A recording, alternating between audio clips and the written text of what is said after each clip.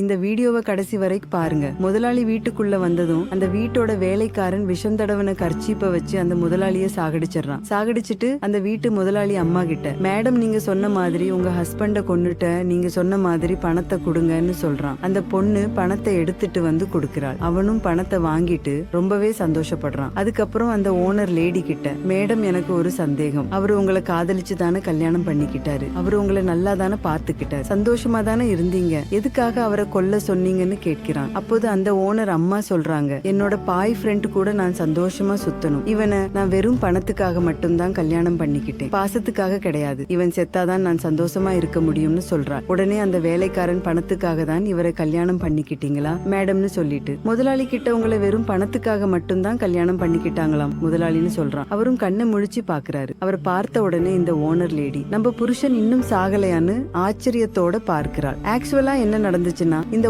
Owner lady இந்த வேலைக்காரனிட்ட என்னோட ஹஸ்பண்ட கொல்லணும்னு சொன்னப்பவே இந்த வேலைக்காரன் வந்து ஓனர் கிட்ட, சார் உங்க மனைவி உங்களை கொல்ல சொல்றாங்கன்னு சொல்லிட்டான். ஆனா அவரு அதை நம்பவே இல்ல. என்னோட பொண்டாட்டி அப்படி எல்லாம் பண்ண மாட்டான்னு சொல்லியிருக்காரு. அதனாலதான் வேலைக்காரன் இந்த மாதிரி ஒரு பிளான் பண்ணி அந்த பொண்ணோட சுயரூபத்தை காட்டியிருக்கான். உண்மை தெரிஞ்ச உடனே முதலாளி தன்னோட பொண்டாட்டி கிட்ட, உன்னை எவ்வளவு உண்மையா லவ் பண்ணி கல்யாணம் பண்ண, ஆனா நீ வெறும் பணத்துக்காக என்ன காதலிச்சு கல்யாணம் பண்ணிருக்க, என்னை இப்படி ஏமாத்துறதுக்கு உனக்கு எப்படி மனசு வந்தது, தயவு செஞ்சு இனிமே என்னோட வீட்டுல இருக்காத, இனிமே உனக்கும் எனக்கும் எந்த ஒரு சம்பந்தமும் கிடையாதுன்னு சொல்லிட்டு அந்த பொண்ணை வீட்டை விட்டு வெளியே துரத்தி விட்டுறாரு. இவர் செஞ்சது சரின்னு நினைக்கிறவங்க இந்த வீடியோவுக்கு ஒரு லைக் போட்டு கமெண்ட்ல சூப்பர்னு கமெண்ட் பண்ணுங்க.